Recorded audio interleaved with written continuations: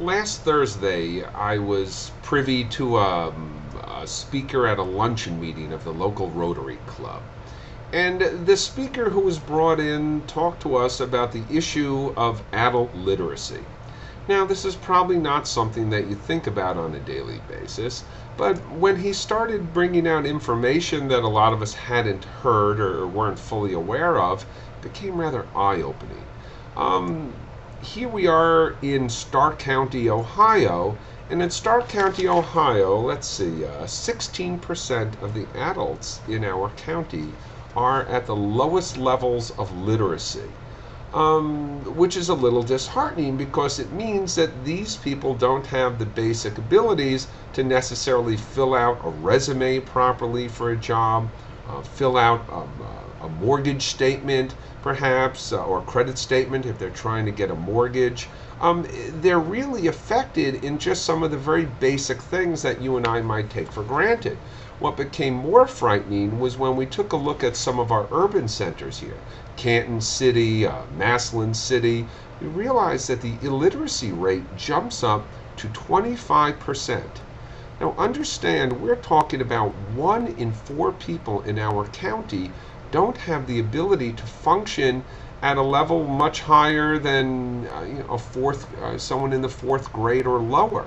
Now, this is the type of thing that has a major impact on your life and mine. Why, you might ask? Well, it probably shouldn't surprise anyone that, 7 out of 10 prisoners in our country are functioning at one of the lowest level 1 or level 2 ratings that we have. Someone who's at only the lowest levels of literacy are only working maybe 19 weeks out of the year when a person who is literate is working 44 weeks out of the year. The likelihood of just being on welfare. 3 out of 4 food stamp recipients, I'm reading here, perform at the lowest levels of literacy.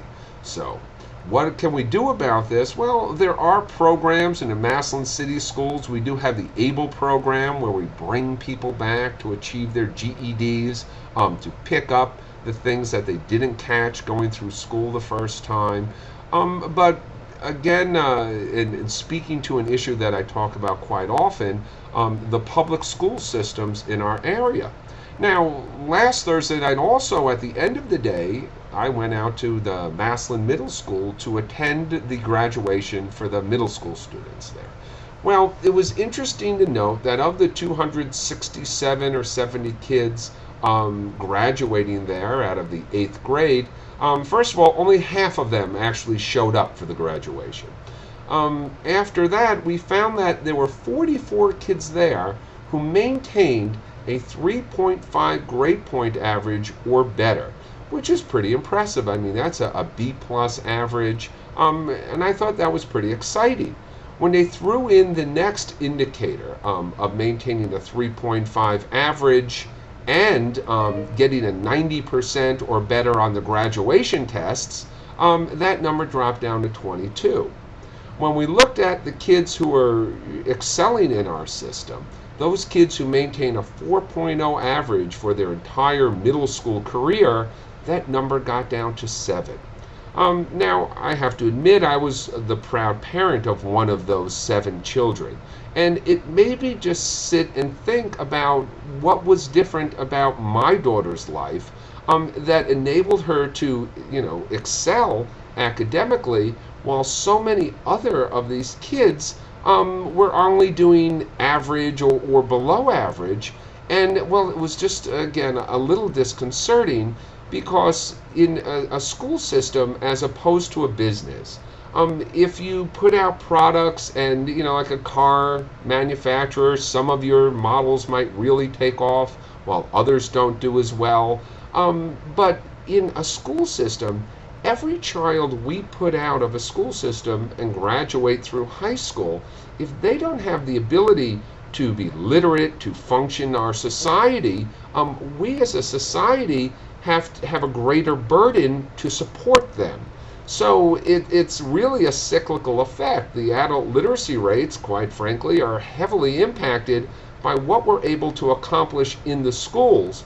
And conversely, we're finding if you look at the kids who are having difficulties in our school system, many of them are the children of parents who are illiterate or just moderately literate and don't have the skills to help them.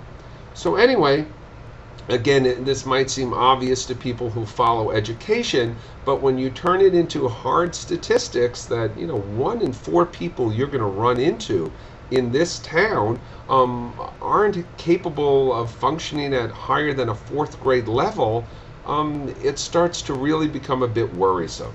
Something we should keep tabs on and see if we're making any impact on the problem along the way.